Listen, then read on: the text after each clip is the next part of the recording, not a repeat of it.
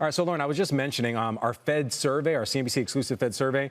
It shows the Fed funds rate at 3.89 by the end of this year. Do you see a similar picture playing out with the Fed cutting rates pretty significantly this year? That is our base case expectation this year, that the Fed would cut 1 to 2 times, because frankly, that's what the Fed has told us so far. And our expectation for the meeting this afternoon is that the Fed will do as much as it can to do as little as possible for as long as possible. If you think back to the Fed's last meeting, that was mid-March. And since then, there's been lots of activity and flurry related to the economy, and specifically unemployment, inflation concerns. But there's been very little clarity that we've gained since then. And so I would expect the Fed's policy statement to go unchanged today, and for any news at all to come from the statement of economic projections, that forward-looking forecast. But again, as we know, there's been very little clarity from the economy in the meantime since we've heard from the Fed last.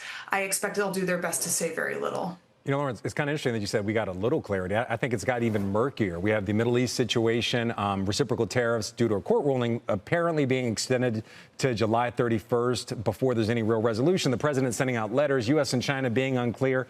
It seems even a bit murkier right now. How does the Fed weigh all these different considerations?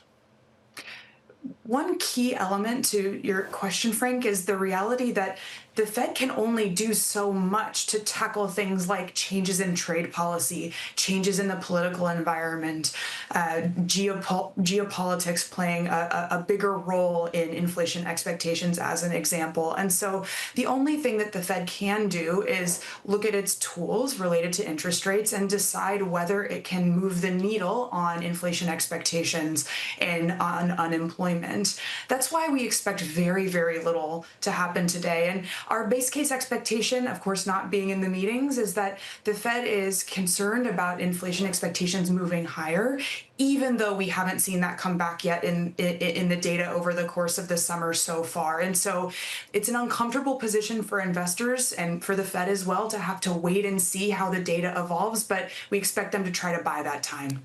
Does the Fed consider this whole quote-unquote sell America trade? I mean, we've seen a lot of weakness in the dollar. It kind of rebounded yesterday as a flight to safety, but we've seen quite a bit of weakness in the dollar. And then also when it comes to treasuries, we've seen foreign buyers reduce their holdings. About a decade ago, 50% of our treasuries were held by foreign buyers. Now it's down to 30. And obviously, there's a lot of anti-U.S. sentiment around the world, or at least tensions between the U.S. and other nations. How does the Fed weigh out that consideration with the idea that we could see this big, beautiful bill pass that would increase the deficit by $2.4 trillion over the next decade, according to the CBO? There's not much that the Fed's going to be doing to think about this just yet, but there are a few really important considerations for investors related to this dynamic for the path forward. The first is to acknowledge at face value that the dynamic you're describing is real. It's happening. We are seeing it among not only retail, but also the most sophisticated institutional investors, even if it's just on the margin, questioning their geographic allocation. And we think this makes sense. Many investors, even those outside of the U.S., have had an overweight, maybe even a major overweight position to U.S. assets in recent years, and they're questioning whether that's justifiable to the same degree as it was in the past.